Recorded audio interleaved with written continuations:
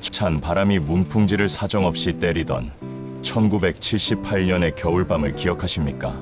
아랫목만 까맣게 타고 윗목에는 살얼음이 얼던 그 단칸 방에서 우리는 서로의 체온에 의지해 잠을 청하곤 했습니다.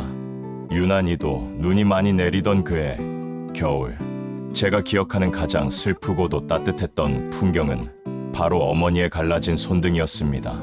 새벽 4시, 모두가 잠든 고요한 시간, 부스럭거리는 소리에 잠결에 눈을 뜨면 어머니는 이미 하루를 시작하고 계셨습니다. 입에서는 하얀 입김이 뿜어져 나오는데도 찬물에 맨손을 담가 쌀을 씻으시던 그 뒷모습. 엄마, 안 추워? 라고 물으면 엄마는 하나도 안 춥다, 더 자라 하며 이불을 꼭 덮어주던 그 목소리가 지금도 귓가에 쟁쟁합니다. 어머니의 화장대에는 로션 한 병 제대로 된 것이 없었습니다. 샘플로 얻어온 화장품을 아끼고 아껴 바르시면서도 갈라지고 피가 나는 손끝에는 바세린 덩어리를 듬뿍 바르고 랩을 감으셔야만 잠이 드셨죠. 그때는 몰랐습니다. 그 거친 손이 우리 오남매를 지탱하던 세상에서 가장 튼튼한 방패였다는 사실을 말입니다.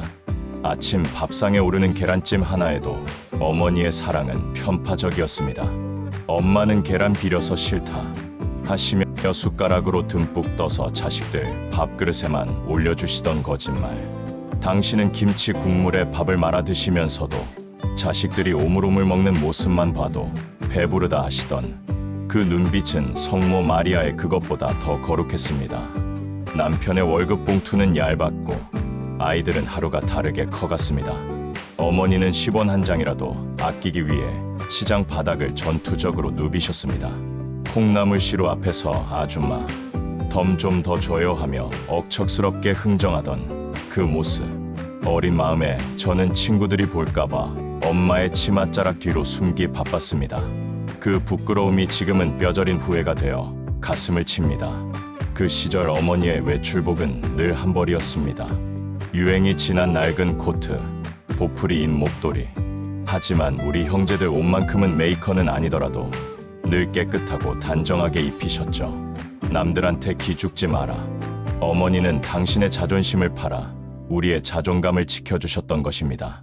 그 빨간 내복 한 벌 사드리는 게 왜 그리도 힘들었을까요?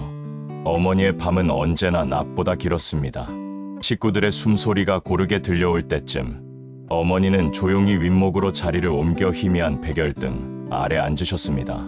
산더미처럼 쌓인 마늘을 까거나 봉투를 붙이는 부엌, 꾸벅꾸벅 조는 것 같으면서도 어머니의 손은 기계처럼 움직였고 그 고단한 노동의 대가는 고스란히 우리의 학용품과 운동화가 되었습니다. 가끔 아버지가 세상살이에 지쳐 술에 취해 들어오시는 날이면 집안에는 무거운 침묵이 흘렀습니다. 하지만 어머니는 단 한 번도 아버지를 원망하거나 타박하지 않으셨습니다. 대신 말없이 꿀물을 타 내오시고는 아버지의 축 처진 어깨를 주무르며 고생했다, 괜찮다 하시며 당신보다 더 약해진 가장의 자존심을 묵묵히 세워주셨습니다. 그렇게 우리 오남매는 어머니의 살과 뼈를 갉아먹으며 쑥쑥 자라났습니다. 야속하게도 우리의 키가 한 뼘 자랄 때마다 어머니의 허리는 한 뼘씩 굽어졌고 우리의 얼굴이 복사꽃처럼 피어날수록 어머니의 얼굴에는 깊은 주름 골짜기가 패어갔습니다. 어머니라는 나무는 우리라는 열매를 맺기 위해 자신의 모든 진액을 내어주며 말라가고 있었던 것입니다. 지금도 찬 바람이 불어오면 문득문득 생각납니다. 시장통 좌판에 걸린 빨간 내복을 보며 한참을 서 계시던 그 뒷모습이. 엄마, 그거 하나 사 입어. 철없는 아들의 말에 아니다, 색깔이 너무 고와서 보기만 했다 하며 황급히 발걸음을 돌리시던 그날, 어머니는 그 빨간 내복이 입고 싶었던 걸까요? 아니면 자식이 사주는 따뜻한 마음을 입고 싶으셨던 걸까요? 어머니에게 시장은 낭만의 장소가 아니라 생존을 위한 치열한 전쟁터였습니다. 장바구니 하나 옆구리에 끼고 비장한 표정으로 집을 나서던 그 뒷모습. 5일장이 서는 날이면 어머니의 발걸음은 평소보다 2배는 빨라지셨습니다. 조금이라도 더 싱싱하고 조금이라도 더 싼 물건을 선점하기 위해서는 남들보다 부지런해야만 했으니까요. 시장 입구에 들어서면 골라 골라 하는 상인들의 목청, 좋은 외침과 흥정하는 소리가 뒤섞여 정신이 아득해지곤 했습니다. 그 틈바구니 속에서 어머니는 매의 눈으로 좌판을 훑으셨습니다. 시들한 배추 한 포기, 흠집난 사과 한 알도 어머니의 눈을 피할 순 없었습니다. 우리 식구들의 배를 채울 귀한 양식이었기에 어머니는 결코 대충 고르는 법이 없으셨습니다. 가장 치열한 접전지는 역시 콩나물 가게였습니다. 아침에 콩나물 50원어치만 주이소. 수북이 담긴 콩나물을 검은 봉지에 담는 할머니의 손을 어머니는 덥석 잡으셨습니다. 에이, 인심 좋으신 분이 좀 더 줘요. 하며 한 줌을 더 집어넣으려는 어머니와 남는 거 하나도 없다며 손살에 치는 주인 할머니의 실랑이는 시장의 흔한 풍경이자 정겨운 전쟁이었습니다. 결국 어머니의 뚝심에 항복한 주인 할머니가 덤으로 한 줌을 더 얹어주면 그제야 어머니의 얼굴에는 승리자의 미소가 번졌습니다. 고작 10원, 20원어치였을 그 한 줌의 콩나물. 하지만 그것은 어머니에게 돈의 가치가 아니라 오늘 저녁 우리 오남매의 국그릇을 조금 더 넉넉하게 채워줄 수 있다는 안도감이자 사랑이었습니다. 생선 가게 앞을 지날 때면 어머니의 발걸음은 더욱 무거워졌습니다. 윤기가 흐르는 고등어 자반이 눈앞에 아른거리지만 주머니 속 쌈짓돈을 만지작거리며 몇 번을 망설이셨죠. 결국 어머니가 고른 것은 눈이 맑고 통통한 놈이 아니라 조금 상처가 나고 떠리로 나온 녀석들이었습니다. 이게 조리면 맛은 똑같다 하시던 그 말씀이 왜 이리 가슴 아플까요? 장을 보고 돌아오는 길, 양손 가득 들린 검은 비닐봉지들은 어머니의 손가락 마디마디를 파고들어 붉은 자국을 남겼습니다. 가파른 언덕길을 오르면서도 어머니는 한 번도 짐을 내려놓지 않으셨습니다. 그 무거운 짐 속에 담긴 것이 단순히 반찬거리가 아니라 가족을 지탱해야 하는 삶의 무게였기 때문일지도 모릅니다. 집에 돌아오신 어머니에게 휴식이란 단어는 사치였습니다. 숨을 고를 새도 없이 어머니는 곧장 부엌으로 향하셨습니다. 다 꺼져가는 연탄불을 살리기 위해 번개탄을 피우고 매캐한 가스 냄새를 마시며 부채질을 하던 그 좁고 어두운 부엌. 어머니의 기침 소리가 끊이지 않았지만 그 덕분에 방바닥은 서서히 따뜻해져 갔습니다. 도마 위에서 탁탁탁 경쾌한 칼질 소리가 나기 시작하면 골목에서 놀던 우리 형제들은 자석에 이끌린 듯 집으로 모여들었습니다. 보글보글 끓는 된장찌개 냄새와 고등어 굽는 고소한 향기가 온 집안을 가득 채우면 배에서는 꼬르륵 소리가 요동을 쳤습니다. 그 어떤 고급 레스토랑의 요리가 어머니의 손맛이 담긴 그 저녁 밥상보다 근사할 수 있을까요? 네모난 밥상 하나 펴놓고 온 식구가 둘러앉으면 밥상은 금세 포화 상태가 되었습니다. 아버지가 먼저 숟가락을 드셔야 우리도 먹을 수 있었던 그 시절의 엄격한 예절. 하지만 숟가락이 움직이기 시작하면 밥상은 순식간에 전쟁터로 변했습니다. 서로 맛있는 반찬을 먹으려고 젓가락이 부딪히는 소리조차 지금은 그리운 음악처럼 들립니다. 어머니는 밥을 드시는 둥 마는 둥 젓가락으로 부지런히 생선살을 바르셨습니다. 하얀 속살은 모조리 아버지와 자식들의 밥숟가락 위에 얹어주시고 당신의 밥그릇에는 가시가 숭숭 박힌 생선 머리와 꼬리만 쌓여갔습니다. 철없던 제가 엄마도 살 좀 먹어라고 하면 어머니는 늘 똑같은 대답을 하셨습니다. 어두임이라 안 카나. 엄마는 생선 대가리가 고소하고 제일 맛있다. 그 거짓말을 그때는 왜 바보같이 믿었을까요? 살점 하나 없는 딱딱한 생선 머리를 쪽쪽 빨아 드시던 어머니. 사실은 생선살이 얼마나 부드럽고 맛있는지 누구보다 잘 아셨을 텐데 말입니다. 어머니의 배부름은 위장이 아니라 마음으로 채우는 것이었습니다. 식사가 끝나고 모두가 배불러 텔레비전 앞에 누울 때 어머니의 하루는 아직 끝나지 않았습니다.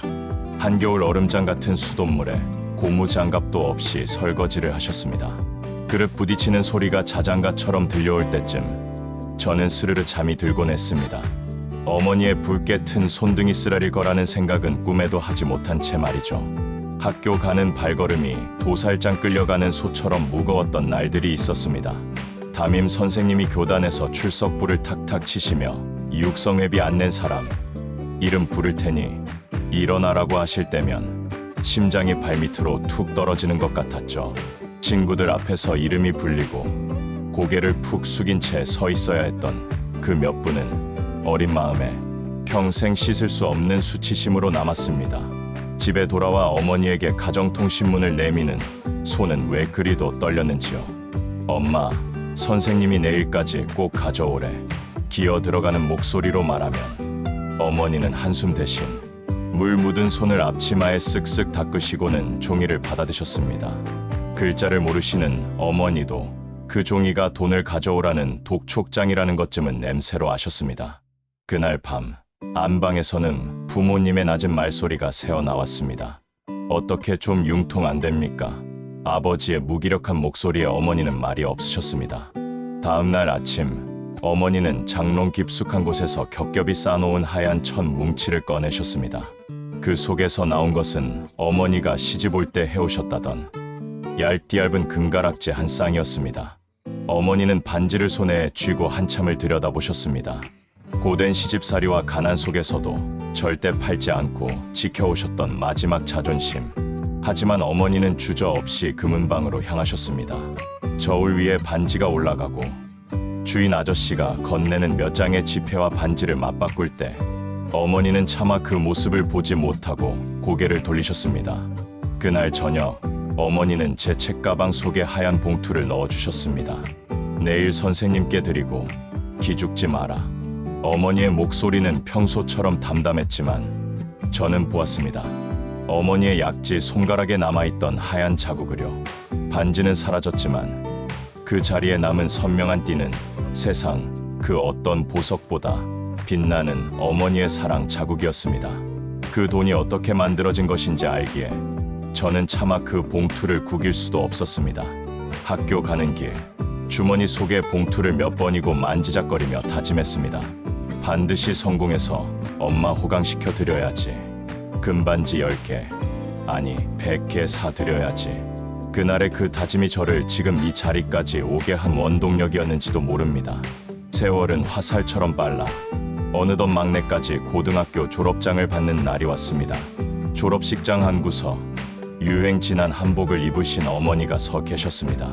다른 엄마들의 화려한 파마 머리와 양장 옷 사이에서 쪽진 머리에 거친 손을 감추시던 어머니, 꽃다발 대신 사탕 목걸이를 걸어주시며 환하게 웃으시던 그 미소 뒤에 숨겨진 눈물을 그때는 보지 못했습니다. 자식들이 하나둘 서울로, 대구로 일자리를 찾아 떠나던 날 터미널 대합실은 눈물바다가 되었습니다. 밥 굶지 마라.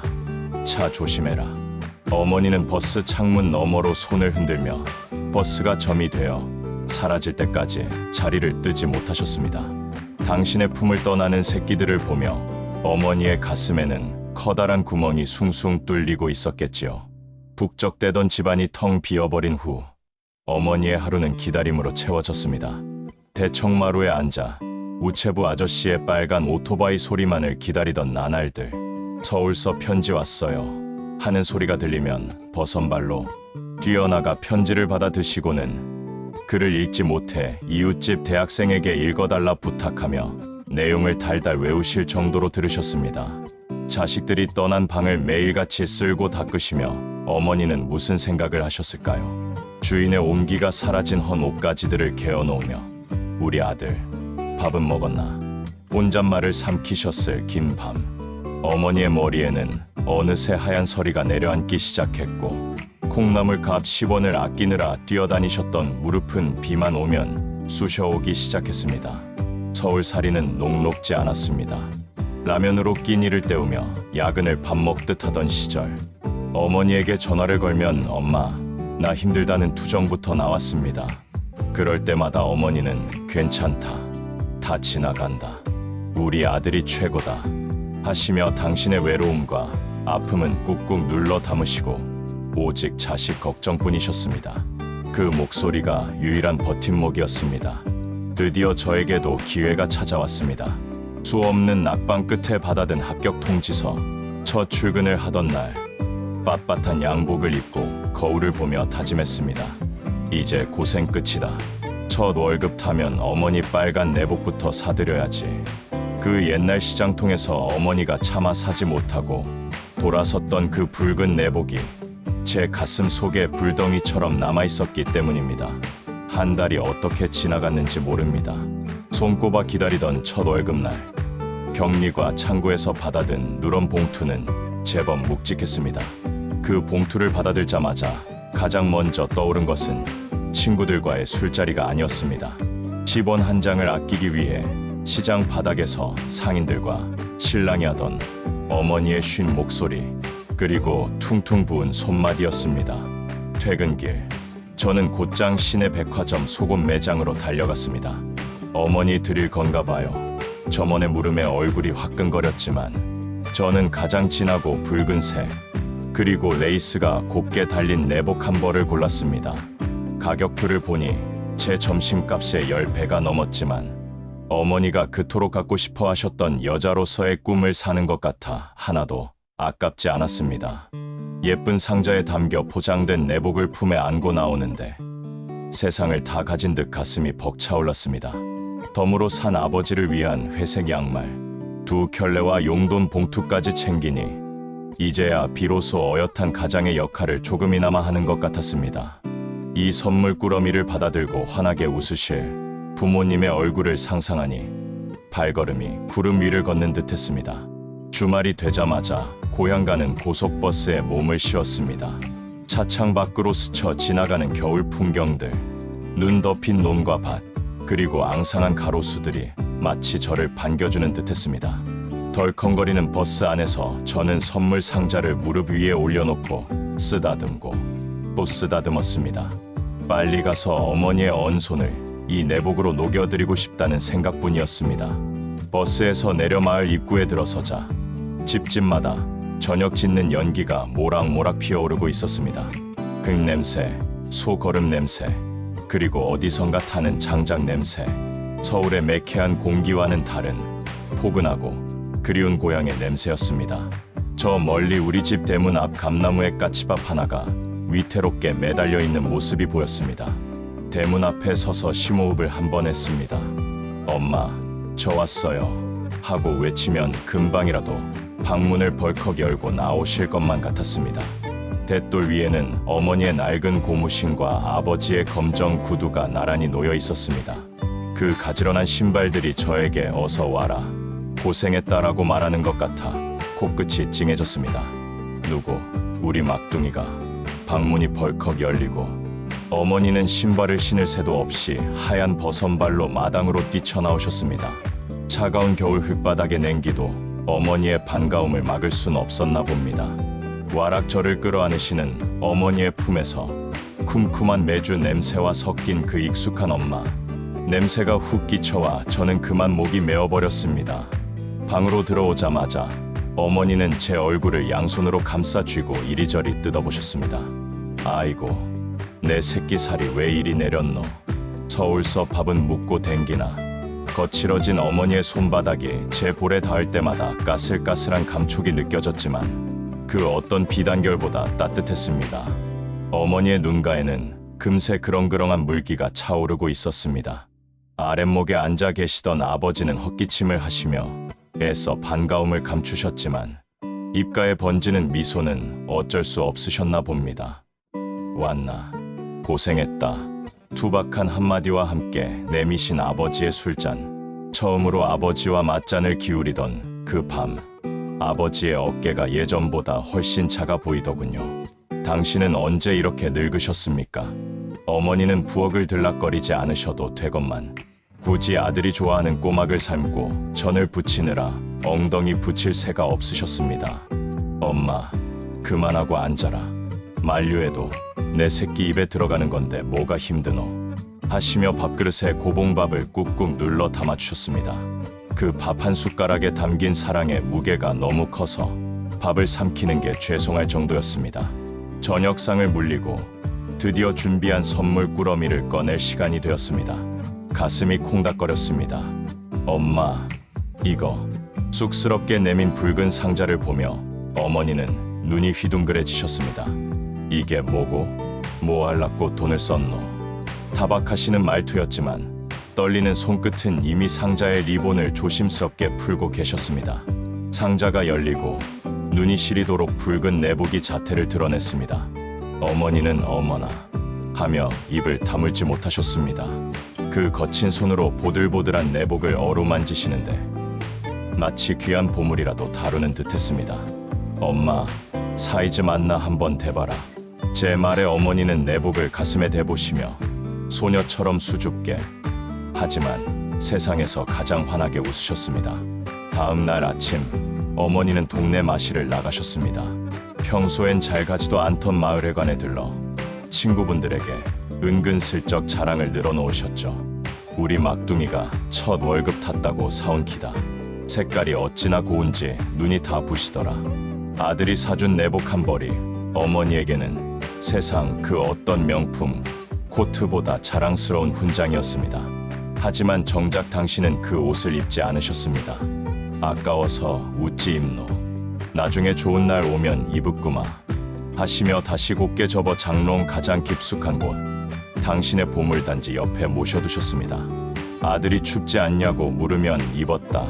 땀이 날 정도로 뜨뜻하다 하시며 천연덕스럽게 거짓말을 하셨지만 어머니의 내복은 여전히 구멍난 낡은 것이었습니다. 다시 서울로 떠나는 날 어머니의 보따리는 또 한 번 요술을 부렸습니다.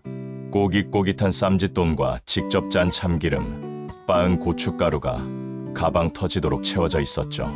나는 필요 없다. 가서 밥 사 묵어라. 정작 당신은 내복 한 벌도 아까워 못 입으시면서 자식에게는 밭을 통째로 뽑아주고 싶어 하는 것이 부모의 미련한 마음인가 봅니다. 도시의 삶은 치열했습니다. 승진을 하고 사랑하는 사람을 만나 결혼을 하고 토끼 같은 자식들을 낳아 기르느라 정신없이 앞만 보고 달렸습니다. 바쁘다는 핑계로 고향 가는 횟수는 점점 줄어들었고 안부 전화조차 의무감으로 짧게 끝내기 일쑤였습니다. 어머니는 늘 나는 잘 있다. 걱정 마라 하셨기에 저는 정말 그런 줄로만 알았습니다. 명절 때 가끔 내려가면 어머니는 제 아이들을 보며 세상을 다 가진 듯 기뻐하셨습니다. 하지만 어머니의 허리는 예전보다 더 굽어 있었고 걸음걸이는 위태로워 보였습니다. 엄마, 어디 아픈 데 없어? 물으면 니들 오니까 아픈 것도 다 낫는다 하시며 앙상한 손으로 손자들의 볼만 비비셨습니다. 어머니는 아들에게 짐이 되기 싫어 아픔조차 숨기셨던 겁니다. 어느 겨울밤 잠이 오지 않으셨던 어머니는 장롱 속에 그 빨간 상자를 다시 꺼내셨을 겁니다. 10년이 지나 색이 바랜 상자. 차마 입지 못하고 얼굴에만 가만히 대보며 멀리 있는 아들의 체온을 느끼려 하셨겠지요. 우리 아들 보고 싶다. 우리 아들. 차가운 방 안에서 홀로 삼키셨을 그 그리움의 깊이를 불효자는 감히 짐작조차 할 수 없습니다. 그날 밤 새벽 3시에 울린 전화벨 소리는 마치 불길한 사이렌처럼 정적을 깨뜨렸습니다. 수화기 너머로 들려오는 형님의 떨리는 목소리. 막내야, 엄마가 위독하시다. 순간 심장이 덜컥 내려앉고 머릿속이 하얗게 변했습니다. 안 된다. 아직 안 된다. 저는 옷을 입는 둥, 많은 둥 허둥지둥 차 열쇠를 집어들고 밖으로 뛰쳐나갔습니다. 고향으로 내려가는 고속도로는 왜 그리도 어둡고 길던지요. 핸들을 잡은 손이 덜덜 떨려왔습니다. 엄마, 조금만 기다려요. 제발 조금만. 차창 밖으로 스쳐가는 가로등, 불빛 하나하나가 마치 어머니와 지키지 못한 약속들처럼 저를 비웃는 것 같았습니다. 지난 명절, 바쁘다는 핑계로 내려가지 못했던 제 자신이 죽도록 미웠습니다. 응급실 문을 열고 들어갔을 때 어머니는 이미 산소호흡기에 의지한 채 가쁜 숨을 몰아쉬고 계셨습니다. 그토록 강인했던 어머니가 고작 한 줌의 재처럼 작고 가벼워진 모습으로 누워 계셨습니다. 제가 엄마 하고 부르자 감긴 눈꺼풀이 파르르 떨리더니 거친 손이 제 손을 아주 미약하게 마지막 힘을 다해 꽉 잡으셨습니다. 내 새끼 왔나. 그것이 마지막이었습니다. 어머니는 마치 저를 기다렸다는 듯 제 손을 잡은 채로 평온하게 숨을 거두셨습니다. 장례식장은 국화꽃 향기로 가득 찼고 조문객들의 위로가 이어졌지만 제 귀에는 아무것도 들리지 않았습니다. 그저 영정 사진 속 활짝 웃고 계신 어머니의 얼굴이 울지 마라. 나는 괜찮다라고 말씀하시는 것 같아 가슴이 미어질 뿐이었습니다. 장례를 마치고 텅 빈 집으로 돌아왔습니다. 어머니의 냄새가 배어있는 안방, 주인 잃은 돋보기 안경, 반쯤 쓰다 만 파스, 모든 것이 그대로인데 어머니만 계시지 않았습니다. 저는 홀린 듯 어머니의 자개장 문을 열었습니다. 퀴퀴하면서도 그리운 나프탈렌 냄새와 함께 장롱, 깊숙한 곳에 보자기로 꽁꽁 싸둔 꾸러미 하나가 눈에 들어왔습니다. 떨리는 손으로 보자기를 풀자 10년 전 제가 첫 월급으로 사들였던 그 빨간 상자가 나타났습니다. 색이 바랜 상자를 열어본 순간 저는 그 자리에 주저앉고 말았습니다. 내복은 단 한 번도 입지 않은 채 포장지 그대로, 상표 태그조차 떼지 않은 새것 그대로였습니다. 옷 사이에는 꼬깃꼬깃한 10,000원짜리 지폐 몇 장과 서툰 글씨로 쓴 쪽지가 끼워져 있었습니다. 쪽지를 펼치자 학교 문턱도 못 밟아보신 어머니가 이웃집 할머니께 물어물어 배우셨을 삐뚤빼뚤한 글씨가 눈에 들어왔습니다. 사랑하는 내 새끼야, 밥 굶지 마라. 엄마는 네가 사준 이 빨간 내복만 봐도 배가 부르고 등 따시더라. 맞춤법도 틀리고 군데군데 눈물 자국으로 번져 있었지만 그 어떤 명필보다 제 가슴을 강하게 후려쳤습니다. 이 고운 옷을 입고 우찌 부엌에 들어가고 밭에 나가겠노. 아까워서 도저히 못 입겠다. 나중에, 아주 나중에 네 아버지 만나러 가는 날 그때 이쁘게 입고 가서 자랑하구마. 어머니에게 그 내복은 단순한 옷이 아니라 당신의 고단한 삶을 보상받는 유일한 트로피이자 저승까지 가져가고 싶었던 아들의 사랑이었습니다. 옷 사이에서 나온 돈뭉치, 제가 명절마다 드렸던 용돈을 한 푼도 쓰지 않고 모아두신 것이었습니다. 10,000원짜리, 5,000원짜리, 심지어 1,000원짜리 지폐까지. 어머니의 손때가 묻어 반질반질해진 그 돈들은 어머니가 드시지 않고 입지 않고 참아낸 인내의 시간들이었습니다. 이 돈으로 네 맛있는 거 사무라. 마지막까지 당신은 빈손이셨고 저는 받기만 한 죄인이었습니다. 저는 빨간 내복을 가슴에 끌어안고 방바닥을 치며 통곡했습니다. 엄마, 엄마, 왜 안 입었어? 이게 뭐라고 아끼다 똥을 만들어.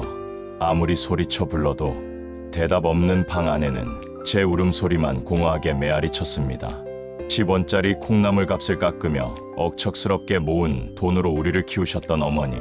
정작 당신을 위해선 이 내복 한 벌 마음 편히 입지 못하고 가셨습니다. 내복에 코를 묻자 장롱 속 나프탈렌 냄새 사이로 어머니 특유의 살 냄새가 희미하게 맡아졌습니다.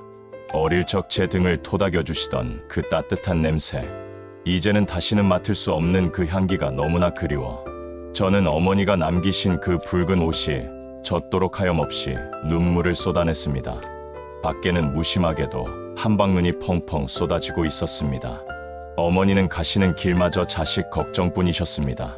당신이 떠난 후 남겨진 자식들이 슬퍼할까봐 미리 준비해두신 이 빨간 내복과 쌈짓돈으로 나는 행복했다는 메시지를 남기신 겁니다. 그 깊고 넓은 사랑의 바다 앞에서 저는 제가 이룬 성공이 얼마나 보잘것없는 것인지, 제가 했던 효도가 얼마나 얄팍한 것이었는지 뼈저리게 깨달았습니다. 이튿날 새벽, 발인을 알리는 요령 소리가 차가운 공기를 가르며 울려 퍼졌습니다. 이제 가면 언제 오나. 상두꾼의 구슬픈 선창에 맞춰 어머니는 평생을 지켜온 집을 뒤로하고 영원한 소풍을 떠나셨습니다. 대문을 나설 때 문지방의 바가지를 깨뜨리는 소리가 마치 제 심장이 깨지는 소리처럼 들렸습니다. 상여는 어머니가 콩나물 값을 아끼려 수천 번도 더 오가셨던 그 신장로를 천천히 지나갔습니다. 시장 어귀를 지날 때 평소 어머니와 신랑이 하던 콩나물 가게 할머니가 뛰쳐나와 아이고 이 사람아 벌써 가면 어쩌노 하며 땅을 치고 통곡하셨습니다. 어머니, 당신의 삶이 그리 팍팍하지만은 않았나 봅니다. 이렇게 슬퍼해주는 이웃들이 있으니 말입니다. 뒷산 양지 바른 곳, 어머니가 누우실 자리에 붉은 흙이 드러났습니다. 하관을 하기 직전 저는 품고 있던 빨간 내복을 꺼냈습니다. 엄마, 이 좋은 옷 한번 입어보지도 못하고 저는 떨리는 손으로 차가운 관 위에 붉은 내복을 곱게 덮어드렸습니다. 엄마, 저승 가는 길은 춥다더라. 이거 꼭 입고 따뜻하게 가소. 제발 춥게 가지 마소. 글기 한 삽, 두 삽관 위로 떨어질 때마다 어머니와의 추억도 하나둘 땅속으로 묻혔습니다. 집원 때문에 얼굴을 붉히던 모습, 생선 대가리만 드시던 모습, 버선발로 뛰어나오시던 모습, 그 모든 것이 이제는 만질 수도 볼 수도 없는 과거가 된다는 사실에 저는 짐승처럼 울부짖었습니다. 엄마, 나 두고 가지마, 가지마. 봉분이 만들어지고 잔디가 덮였습니다. 이제 어머니는 한평 남짓한 작은 땅속에 갇히셨습니다. 하지만 저는 믿고 싶습니다. 그 좁은 땅속이 아니라 바람이 되고 햇살이 되어 우리 곁을 맴돌고 계실 거라고요. 빨간 내복을 입고 허리도 꼿꼿하게 펴고 고통 없는 세상에서 꽃처럼 웃고 계실 거라고요. 산을 내려오는 길, 자꾸만 뒤를 돌아보게 되었습니다. 홀로 남겨진 어머니가 무섭지는 않을까, 춥지는 않을까. 하지만 산바람이 제 뺨을 스치고 지나갈 때 마치 어머니가 어서 가라, 내 새끼 배고프겠다 하며 등을 떠미시는 것 같았습니다. 당신은 죽어서도 자식 걱정뿐인 영원한 나의 어머니십니다. 북적대던 조문객들이 모두 떠나고 집안에는 정막만이 감돌았습니다. 벽에 걸린 달력, 마루에 놓인 낡은 재봉틀, 부엌의 행주 하나까지 모든 것이 어머니의 손길을 기억하고 있는데 정작 주인은 없습니다. 그 익숙한 풍경이 낯설게 느껴질 만큼 집안의 공기는 차갑고 무거웠습니다. 아버지는 어머니의 영정 사진 앞을 떠나지 못하셨습니다. 평생 물 좀 떠온나 하며 큰 소리 치시던 무뚝뚝한 남편이었지만 아내 없는 빈집에서 아버지는 길 잃은 어린아이처럼 작아 보였습니다. 임자, 이제 심심해서 어쩌노. 사진 속 웃고 있는 아내를 쓰다듬으며 흘리시는 아버지의 눈물은 제가 흘린 것보다 훨씬 더 깊고 아픈 회한의 눈물이었습니다.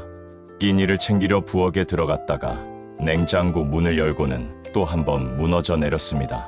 검은 비닐봉지마다 삐뚤빼뚤한 글씨로 큰아들 줄 김치, 막내 좋아하는 멸치볶음이라고 적혀 있었습니다. 당신의 몸이 부서져가는 줄도 모르고 병원에 가실 돈을 아껴가며 자식들에게 줄 반찬을 만들어 채워두셨던 것입니다. 어머니가 마지막으로 남기신 반찬으로 밥상을 차렸습니다. 평소엔 그토록 맛있던 어머니표 된장찌개가 오늘따라 왜 이리 짜게 느껴지는지요. 아마도 국물 반, 눈물 반이었기 때문일 겁니다. 목구멍으로 밥알이 넘어갈 때마다 가슴이 돌덩이에 찍힌 듯 아려왔지만 저는 꾸역꾸역 밥그릇을 비웠습니다. 이것이 어머니가 제게 주신 마지막 밥상이었으니까요.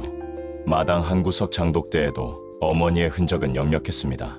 반질반질 윤이 나는 장독들, 비가 오나 눈이 오나 장독대를 닦으며 우리 자식들 잘되게 해주소 빌고 또 비셨을 어머니의 치성이 느껴졌습니다.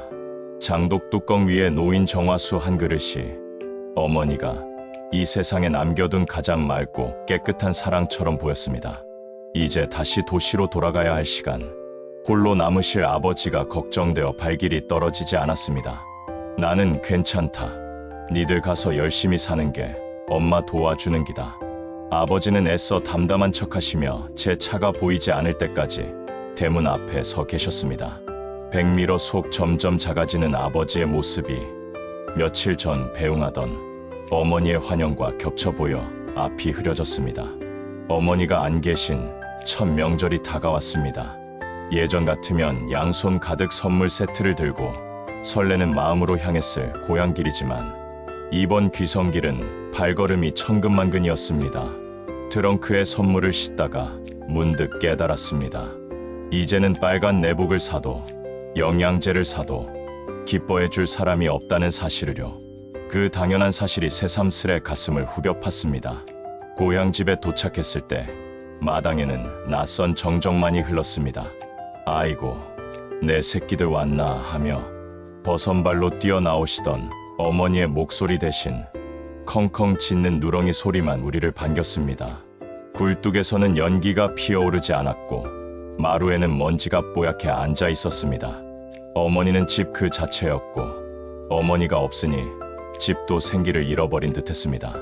며느리들이 부엌에서 음식을 준비하지만 무언가 허전했습니다.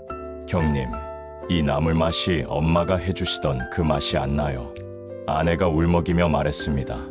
레시피대로 양념을 넣어도 어머니의 투박한 손맛이 들어가지 않으니 그 깊은 맛이 나질 않았습니다. 우리는 전을 붙이다 말고 서로 눈이 마주쳐 몰래 눈물을 훔쳐야만 했습니다. 차례상 앞에 섰습니다. 병풍 뒤에는 지방제방 어머니의 영정 사진이 놓여 있었습니다. 불과 몇 달 전만 해도 우리와 함께 떡국을 드시던 분이 이제는 제사상의 주인이 되어 말없이 웃고 계셨습니다. 술잔을 올리는데 손이 덜덜 떨렸습니다. 엄마, 배고프지? 많이 드소.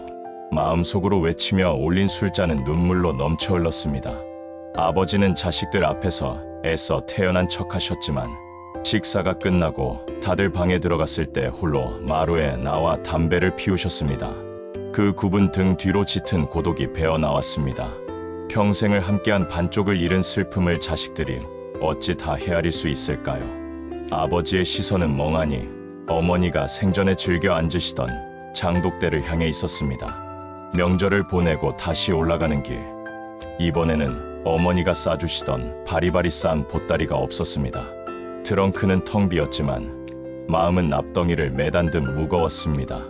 백미러로 본 아버지는 대문 기둥에 기대어 손을 흔들고 계셨습니다. 어머니가 계실 때는 두 분이 나란히 서 계셨는데 이제 홀로 서 계신 그 모습이 너무나 위태로워 보여 차마 속력을 낼 수가 없었습니다. 어머니가 떠나신 후 아버지의 시간은 고장난 시계처럼 흐르기 시작했습니다.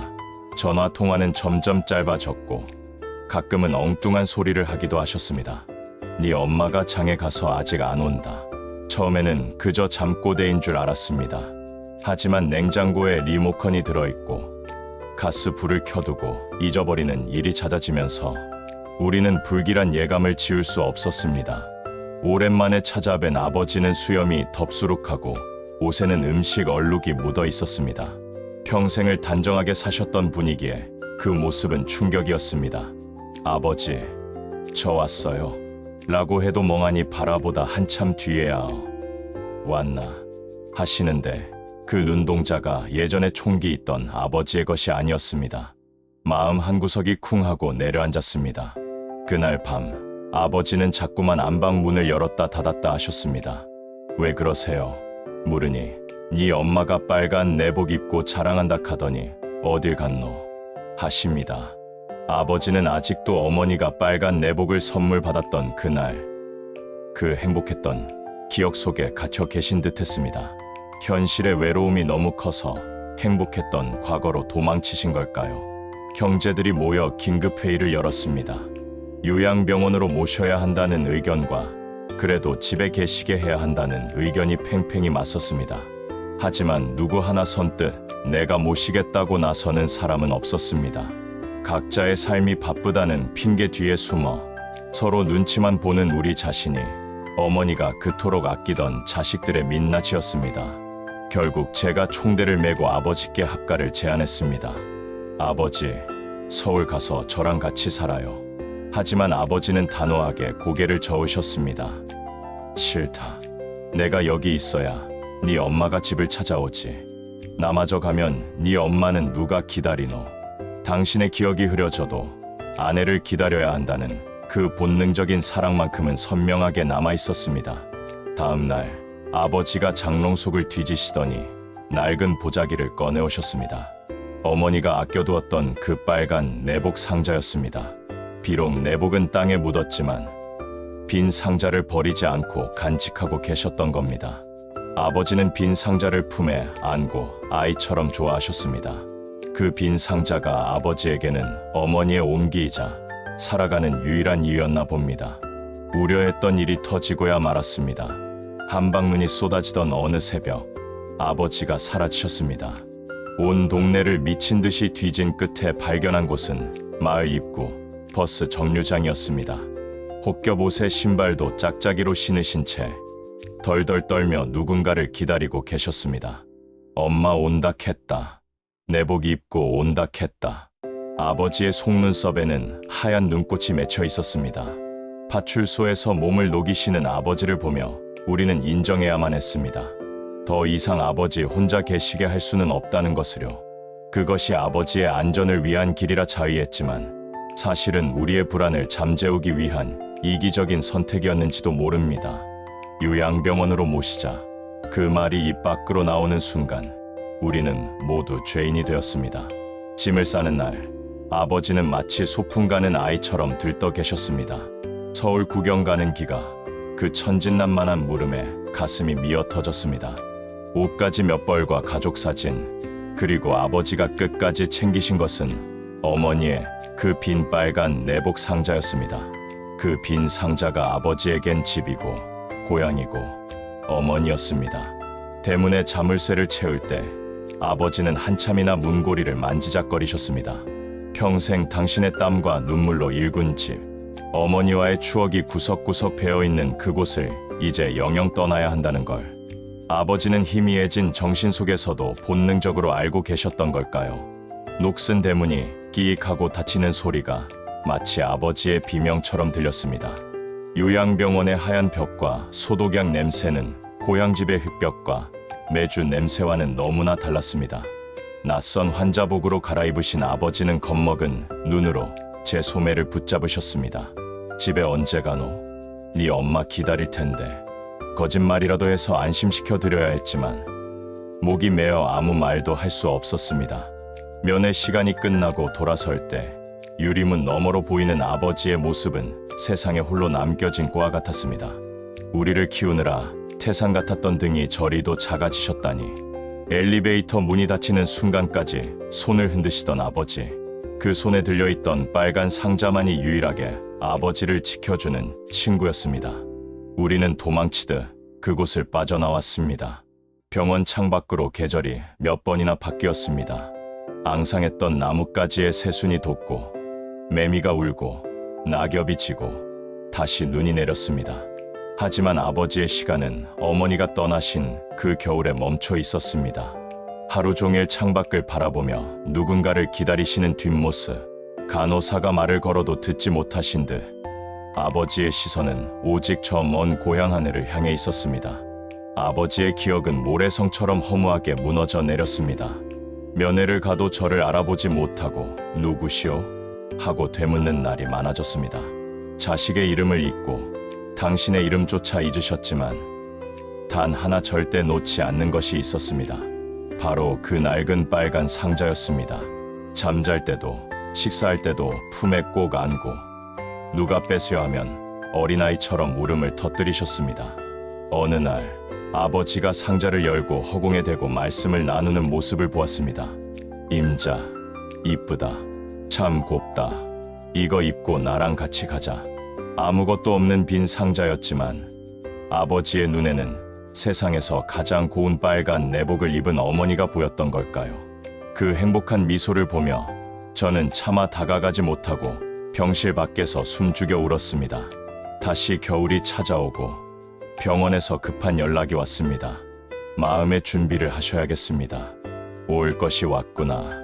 쿵쾅거리는 가슴을 부여잡고 달려간 병실. 아버지는 가쁜 숨을 몰아쉬며 생의 마지막 끈을 붙잡고 계셨습니다. 앙상하게 마른 손은 여전히 그 빨간 상자 위에 올려져 있었습니다. 마치 그 상자가 저승으로 가는 티켓이라도 되는 것처럼요. 아버지, 저 왔어요. 막둥이 왔어요. 귀에 대고 소리치자 감겨있던 눈이 기적처럼 번쩍 뜨였습니다. 그릿하던 눈동자에 순간 생기가 돌더니 허공의 한 지점을 응시하셨습니다. 그리고는 평생 들어본 적 없는 가장 다정한 목소리로 웅얼거리셨습니다. 왔나? 축제 들어온나? 그 순간 병실의 차가운 공기가 따뜻하게 변하는 듯한 착각이 들었습니다. 아버지는 허공을 향해 손을 뻗으시더니 누군가의 손을 잡으려는 듯 허우적거리셨습니다. 같이 가자. 내복 입고 따뜻하게. 아버지의 손이 툭 하고 떨어지는 순간 얼굴에는 세상 모든 고통을 벗어던진 평온한 미소가 번졌습니다. 드디어 어머니를 만나신 겁니다. 아버지의 장례식은 어머니 때와는 달리 차분했습니다. 이제 우리 오남매는 하늘 아래 의지할 부모님이 한 분도 없는 완전한 고아가 되었다는 사실을 뼈저리게 실감했습니다. 상주 완장을 찬 팔뚝이 무겁게 느껴졌지만 한편으로는 아버지의 마지막 표정이 너무나 평온했기에 슬픔보다는 어떤 안도감이 들기도 했습니다. 상여가 다시 그 산길을 오릅니다. 십수년 전 어머니를 모셨던 그 길을 아버지가 따라가십니다. 여보, 나 왔소. 많이 기다렸지.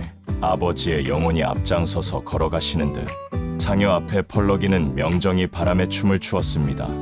그날따라 유난히 파란 하늘이 두 분의 재회를 축복하는 것만 같았습니다.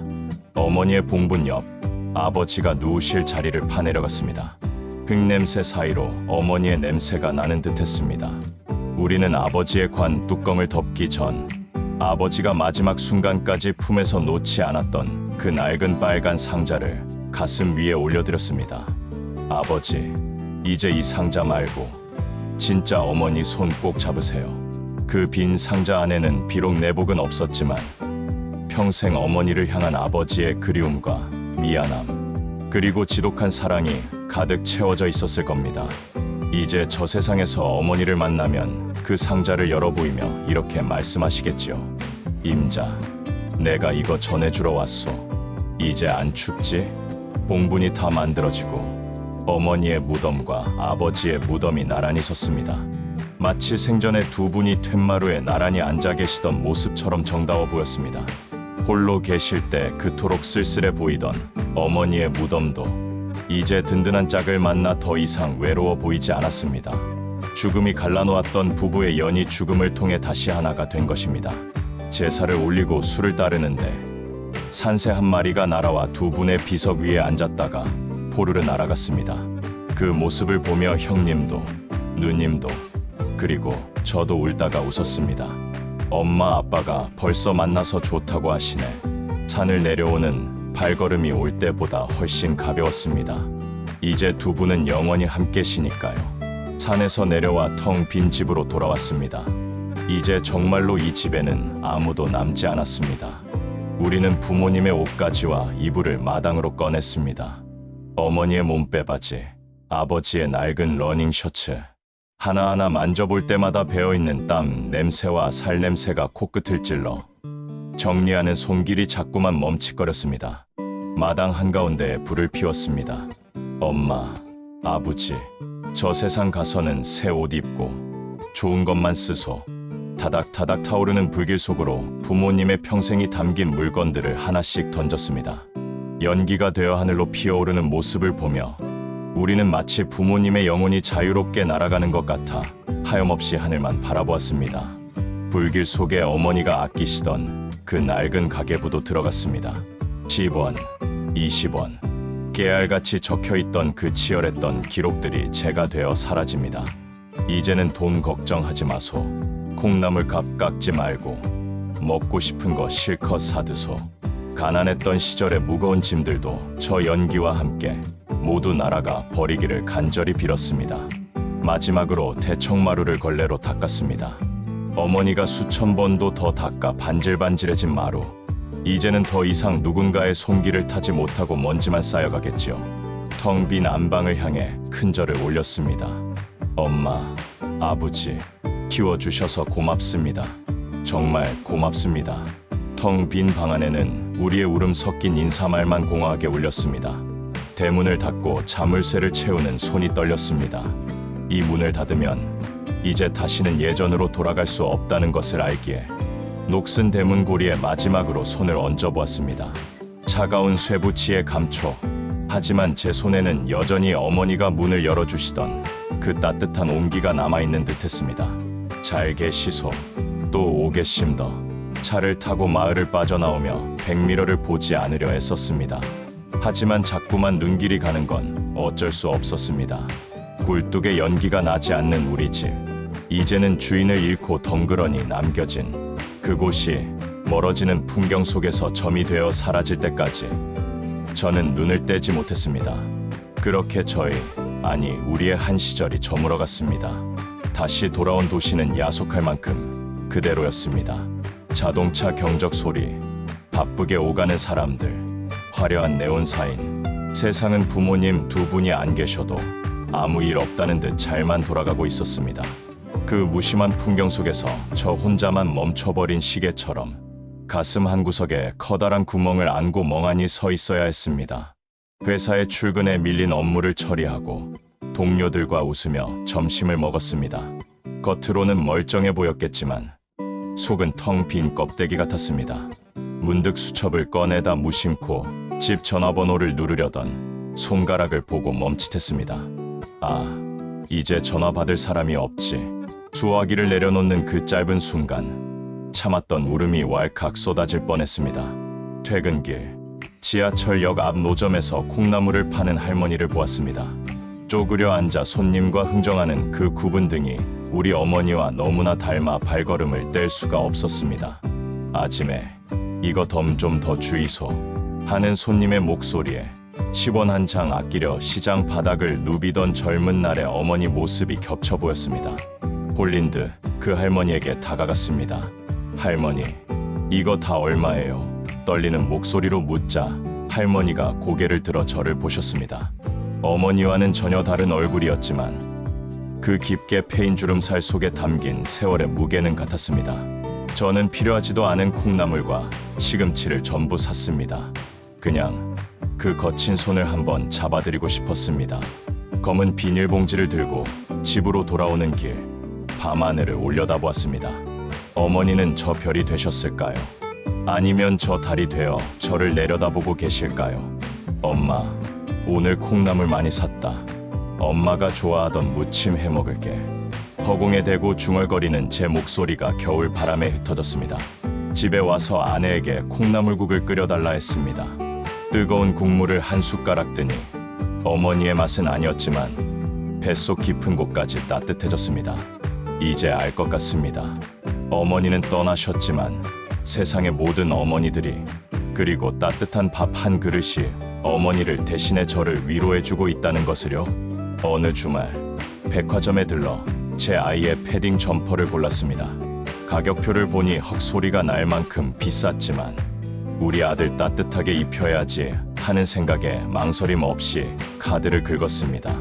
하지만 정작 제 옷을 살 때는 몇 번을 들었다 놨다 하다가 결국 아직 입을 만한데 뭐하며 빈손으로 돌아서고 말았습니다. 집으로 돌아오는 차 안에서 문득 거울 속에 제 얼굴을 보았습니다. 10원이라도 아끼려 시장 바닥을 누비던 어머니, 빨간 내복 한 벌조차 아까워 입지 못하셨던 어머니, 그 궁상맞음이 사실은 궁상이 아니라 자식을 향한 가장 위대하고 처절한 사랑법이었다는 것을 제가 부모가 되고 나서야 비로소 알게 되었습니다. 저녁 밥상머리, 아이가 생선 반찬을 잘 먹는 모습을 보며 저도 모르게 젓가락이 생선 머리로 향했습니다. 아빠는 이 부위가 더 맛있어. 제 입에서 나온 그 말이 30년 전 어머니가 하셨던 거짓말과 토씨 하나 틀리지 않다는 걸 깨닫고 저는 숟가락을 든 채 멍하니 멈춰 섰습니다. 내리사랑은 이렇게 본능처럼 대물림되는 것인가 봅니다. 그날 밤 아이들이 잠든 방에 들어가 한참을 바라보았습니다. 새근새근 잠든 천사 같은 얼굴들. 어머니도 저를 이렇게 바라보셨겠지요. 당신의 뼈가 삭고 살이 패어도 자식 자라는 모습만 보면 모든 고통이 눈 녹듯 사라지셨을 겁니다. 어머니, 당신은 도대체 얼마나 깊은 우물을 가슴에 품고 사셨던 겁니까? 서재 구석에서 낡은 앨범을 꺼냈습니다. 극백 사진 속 젊은 어머니가 저를 포대기에 업고 환하게 웃고 계십니다. 지금의 제 나이보다 훨씬 어렸던 시절의 어머니, 꾸미고 싶고 예쁜 옷 입고 싶었을 꽃다운 나이에 엄마라는 이름의 무게를 짊어지느라 그 고운 청춘을 다 바치셨습니다. 사진 속 어머니를 어루만지며 죄송하다는 말만 되뇌었습니다. 어머니가 아껴두셨던 그 빨간 내복, 그것은 단순히 입기 아까워서가 아니었을 겁니다. 아들이 선물해준 그 붉은 마음을 닳게 하고 싶지 않아서, 영원히 새 것처럼 간직하고 싶어서 보고 또 보며 눈으로 입고 마음으로 입으셨던 것입니다. 어머니의 사랑은 입어서 닳는 옷이 아니라 영원히 바래지 않는 보석이었습니다. 주말 오후 거실 소파에 앉아 아이들에게 낡은 앨범을 보여주었습니다. 이분이 누구야? 아이들이 묻자 저는 목이 메어 잠시 말을 잇지 못했습니다. 아빠를 세상에서 제일 사랑해 주셨던 분이야. 너희 할머니란다. 사진 속 어머니는 촌스러운 파마 머리를 하고 계셨지만 제 눈에는 세상 그 어떤 여배우보다 아름다운 여인이었습니다. 아이들에게 빨간 내복 이야기를 들려주었습니다. 할머니가 얼마나 아껴 쓰셨는지, 그리고 그 내복을 왜 입지 못하셨는지. 할머니는 바보야. 왜 안 입어? 아이들의 순진한 물음에 저는 웃으며 대답했습니다. 그러게, 할머니는 아빠밖에 모르는 바보였어. 사랑하면 원래 바보가 되는 거란다. 이야기를 듣던 딸아이의 눈에 눈물이 그렁그렁 맺혔습니다. 나도 할머니 보고 싶어. 내가 빨간 내복 사주고 싶어. 그 고사리 같은 손으로 제 눈물을 닦아주는 아이를 보며 저는 어머니가 다시 살아 돌아오신 것만 같아 아이를 와락 끌어안았습니다.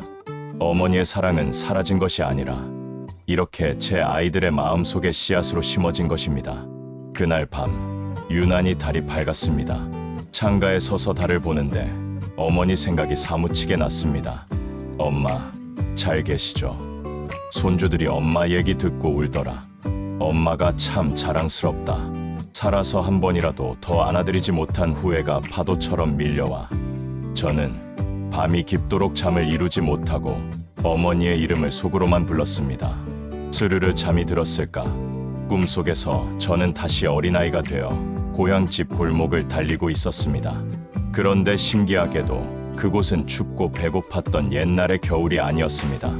따뜻한 봄 햇살이 내리쬐고 담장마다 개나리가 흐그러지게 피어있는 마치 천국 같은 풍경이었습니다. 어디선가 맛있는 된장찌개 냄새가 났습니다. 대문을 활짝 열고 마당으로 들어서자 툇마루에 그토록 그리워하던 두 분이 앉아 계셨습니다.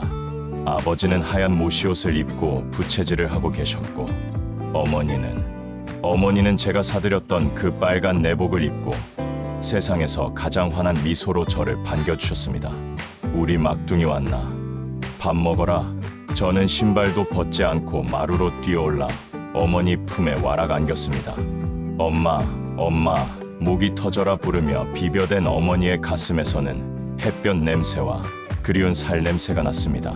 제가 사드렸던 그 빨간 내복의 감촉이 어찌나 보들보들하고 따뜻하던지 어머니는 제 등을 쓰다듬으며 우리 새끼 고생 많았제 하시는데 그 손길이 너무나 생생했습니다. 어머니가 차려주신 밥상에는 제가 제일 좋아하는 꼬막 무침과 김치찌개가 보글보글 끓고 있었습니다. 한 숟가락 입에 넣는 순간 목구멍으로 뜨거운 것이 넘어갔습니다. 세상 어디에서도 맛볼 수 없었던 오직 엄마만이 낼 수 있는 사랑의 맛. 저는 허겁지겁 밥을 먹으며 투정을 부렸습니다. 엄마, 왜 나 두고 갔어? 밥은 누가 챙겨주라고? 어머니는 빙그레 웃으시며 제 손을 꼭 잡으셨습니다. 엄마는 한 번도 네 곁을 떠난 적 없다. 네가 숨 쉴 때마다, 네가 웃을 때마다 엄마는 항상 네 옆에 있었다. 그리고는 빨간 내복을 자랑스레 보여주시며 말씀하셨습니다. 보라, 네가 사준 옷 입고 있으니 천국에서도 내가 제일 이쁘다 안카나. 고맙다 내 새끼. 어느덧 헤어져야 할 시간이 다가왔습니다. 주위가 점점 희미해지기 시작했습니다. 엄마, 가지마. 나랑 같이 있어. 제가 울면서 바지가랑이를 잡자 아버지가 어깨를 토닥여 주셨습니다. 가라. 가서 네 처자식 건사하고 재미나게 살다가 나중에 천천히 온나. 우리는 여기서 네 행복한 거 보는 게 낙이다. 울지 마라. 아프지 마라. 어머니의 목소리가 메아리처럼 멀어지며 따뜻했던 봄날의 풍경도 안개 속으로 사라졌습니다. 하지만 제 손에는 여전히 어머니의 온기가 남아있는 듯 찌릿했습니다. 꿈속에서의 이별은 슬프지 않았습니다. 오히려 가슴 꽉 막혀있던 돌덩이가 쑥 내려간 듯 시원하고 후련했습니다. 눈을 떴을 때 베개는 흥건히 젖어 있었지만 기분은 날아갈 듯 상쾌했습니다. 창밖으로 아침 햇살이 눈부시게 쏟아져 들어오고 있었습니다. 마치 어머니가 하늘에서 보내주신 햇살 같았습니다. 저는 자리에서 일어나 창문을 활짝 열고 파란 하늘을 향해 크게 기지개를 켰습니다. 엄마, 아버지, 잘 잤어요. 저 이제 안 울어요. 주말을 맞아 다시 고향 선산을 찾았습니다. 예전에는 산에 오르는 발걸음이 죄스러워 무거웠는데 오늘은 소풍 가는 아이처럼 가볍습니다. 양지 바른 곳에 나란히 누워 계신 두 분의 봉분 위로 따스한 햇살이 이불처럼 덮여 있었습니다. 엄마, 아버지, 저 왔어요. 오늘은 울러온 거 아닙니다. 자랑하러 왔어요. 무덤 앞에 빨간 카네이션 꽃바구니를 놓아드렸습니다. 엄마, 빨간색 좋아하시죠? 내복만큼 이쁜 걸로 골라왔어요. 바람이 불어와 꽃잎을 살랑거리게 하는데 마치 어머니가 아이고 곱다 고아하며 웃으시는 것 같았습니다. 이제는 슬픔이 있던 자리에 감사가 채워져 있음을 느낍니다. 여러분, 혹시 지금 부모님이 곁에 계신가요? 어머니의 잔소리가 듣기 싫고 아버지의 고집이 답답하게 느껴지실 때가 있나요? 부디 그 순간을 놓치지 마세요. 그 잔소리가 세상에서 가장 그리운 노래가 되는 날이 반드시 옵니다. 10원짜리 콩나물 값으로 사랑을 흥정하셨던 어머니의 그 마음을 우리는 너무 늦게 깨닫지 않았으면 좋겠습니다. 지금 당장 수화기를 드세요. 그리고 쑥스럽더라도 한마디만 건네보세요. 엄마, 아빠, 사랑해요. 고마워요. 그 짧은 한마디가 부모님께는 빨간 내복 100벌보다 더 따뜻한 선물이 될 것입니다. 더 늦기 전에 당신의 사랑을 전하세요. 시간은 우리를 기다려주지 않으니까요. 마지막으로 하늘에 계신 두 분께 편지를 띄웁니다. 어머니, 아버지, 당신들의 아들이라서 행복했습니다. 가난했지만 사랑 많은 부자였던 우리 집. 그 따뜻했던 기억으로 남은 생을 예쁘게 살아가겠습니다. 다음 생에도 꼭 저희 부모님이 되어주세요. 그때는 제가 더 잘할게요. 사랑합니다. 그 바람이 머물다 간 자리에 꽃이 피듯 부모님이 머물다 가신 자리에는 사랑이 남았습니다. 오늘 밤 여러분의 꿈속에도 그리운 얼굴들이 찾아와 따뜻한 밥 한 끼 함께 하시길 바랍니다. 지금까지 엄마의 빨간 내복 이야기였습니다. 들어주셔서 감사합니다.